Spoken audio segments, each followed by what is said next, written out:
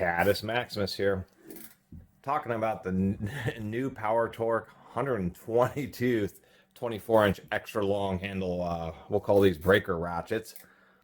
Anyway, I noticed that they did have a revised one. It actually even has a totally different part number than the old 90 tooths, where they didn't even have the tooth count applied to them. Some people even commented on my video about this, and actually on some reviews, that there are some issues. I mean, of course, the obvious issue is they use a blind snap ring. It has no little undercuts, no little notches in the snap ring for you to be able to get it out. It's a real bear to get it out of these units. They had quite a bit of play, complaints about them locking up, and I can demonstrate that, although it hasn't been bad on this one, and that type of issue tends to kind of go away as you use the ratchet. Nonetheless, lockup issues. And finally, and I think is one of the big reasons that O'Reilly's did replace it, wasn't so much, issues with the ratchet head locking up, but that the handle just, even though it was fine for me, wasn't quite thick enough. So those are like the main points here. We can see that the switch has been modified. This is a totally different forging. This is once again, they're a totally different part number. So definitely revised. We can see that the handle on the new version is quite a bit thicker than the old version. I'll show the amount of deflection. And then of course, they did modify it. Now it uses more of a standard snap ring, so it's easier to rebuild. We can see it has a through support for the pawl versus the old style one here. And finally, the anvil isn't super tight, but it is a lot tighter, or significantly tighter than it was on the old unit, and definitely had no issues with this locking up. Let's take a quick look at the ratchet mechanism. Actually, well, I was going to try to demonstrate the additional deflection, but it was actually kind of hard to really show on camera, but you really notice it. The newer bar is significantly more rigid, and definitely doesn't. Now, once again, the locking up issues, because the pawls, the way these work is they slide up a ramp inside the ratchet body and get pinched by the anvil as it tries to turn.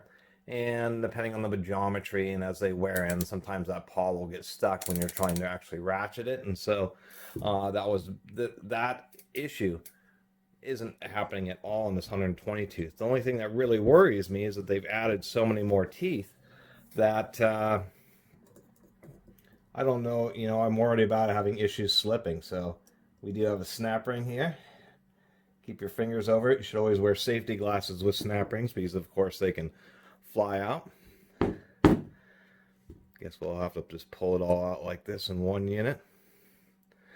Oh, that is interesting. I see super fine teeth. There's an O-ring, so that O-ring is going to be associated with this plate here. There's one small little O-ring I see, and what it does is it sits down here in the bottom of the ratchet. We can see that that pawl is actually pretty large. Let's get that out of there. So it is 122 single pawl. Really does make you worry, just because the teeth are just so darn fine. You can see that in the camera here, and that's the real issue with super fine teeth, is just the fact that they don't have a lot of cross section. And when you don't have a lot of cross section, it means they have to be kept really clean, because the tiniest little burrs will cause the ratchet pawl to kind of raise up a little bit, and we'll see how well it does. I'm glad to see an O-ring, so that ought to allow it to hold up. Pretty decent size, so there is a lot of surface area for engagement, and at least they did oil it.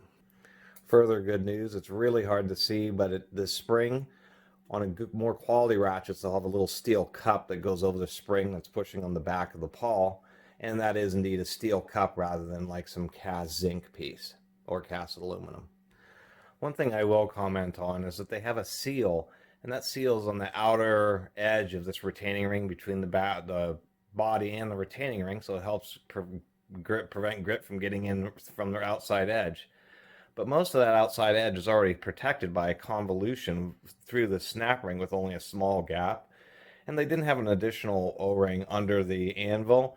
And you can tell by the way fluid is leaking out from the switch that it's not sealed around the switch. So it has one O-ring, but it's in kind of the least useful location, because they're O-ringing behind a snap ring in a groove, which doesn't make a ton of sense.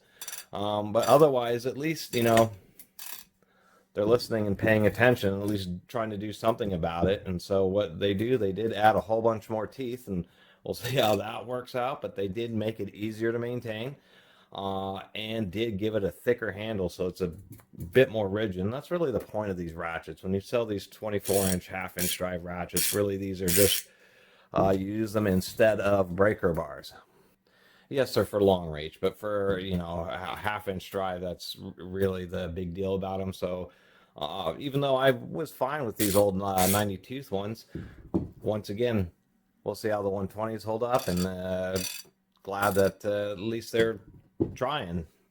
Anyway, I really appreciate everybody. Oh, I should mention real fast that the last thing I was noticing is that the detent, although it was pretty good on the old one, is stronger on the new one by a surprising amount. It's not super stiff, but it's definitely a stronger detent. So they really did kind of redesign this thing from the ground up. So we'll see how it holds up.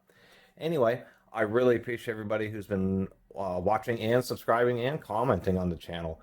And sorry I don't get back to more comments. I'm constantly working at it. But if you haven't subscribed to the Catus Maximus channel, please do. Until next time, Catus Maximus out.